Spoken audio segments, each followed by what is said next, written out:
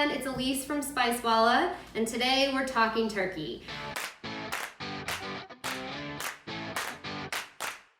Since this year is going to be a little different than most, we really wanted to create some recipes that were going to feature some smaller portions so you can still enjoy your Thanksgiving meal without having to make enough food for an army. So the best way to do that when it comes to turkey is to buy a turkey breast. And the reason is because it's less meat, it cooks faster, but it can still be really delicious. So we're gonna be featuring a couple of our favorite Spicewalla blends. The first one is our brining spice. So this features black peppercorn, coriander, garlic, lemon, fennel, thyme. It has all of those delicious holiday flavors that you're looking for, already mixed up and made for you. And what I did was I created a dry rub. So this is half salt, half of the ground brining spice, and a little bit of brown sugar. And this is gonna be the perfect mixture for a dry brine.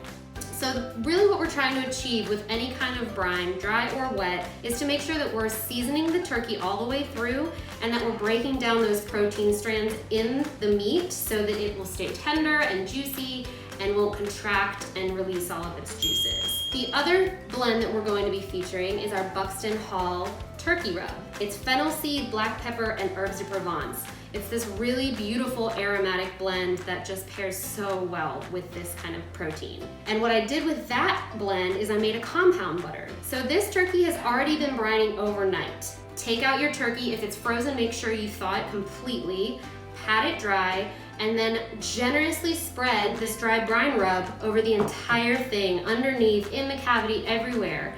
So that way, all of the meat that you're going to be eating is really well seasoned. So this has been sitting for 24 hours. I took it out about 2 hours ago, let it come to room temperature, and now we're going to spread our compound butter all over it to make sure it gets a nice crispy skin.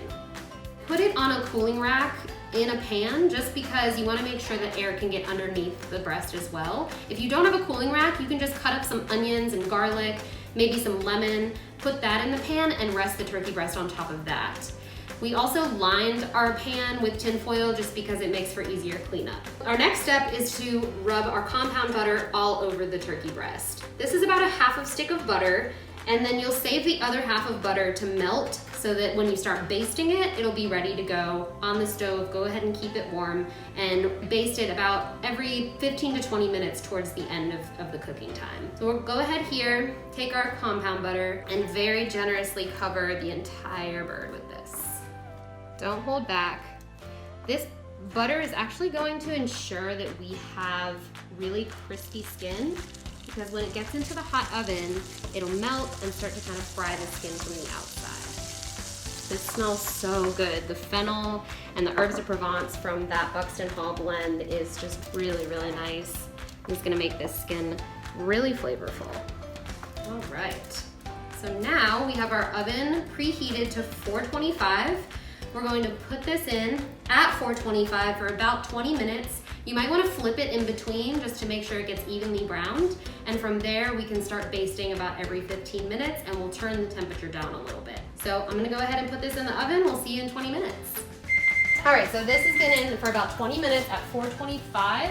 And that's just to make sure that the skin gets nice and golden brown like you see there. So I've turned the oven down to 325. I have my other half stick of butter that I'm keeping warm on the stove, and we're just gonna baste the entire turkey. This is going back in at 325, another 15 minutes, and then we'll baste it again. Okay, this has been in the oven for about another 45 minutes to an hour. I've basted it every 15 to 20 minutes, and this is the color you're looking for on that skin. So we're gonna take this out. I temped it in the thickest part of the breast right here, and it temped at 165. So we're gonna take this out and rest it for about 20 minutes. And just cover it with foil to keep all of the heat and the juices inside.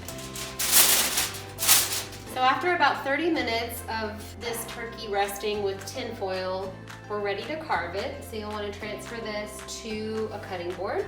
And the best way to carve a turkey is to go in from the side of the breast. And you can choose however big or small you want these slices to be.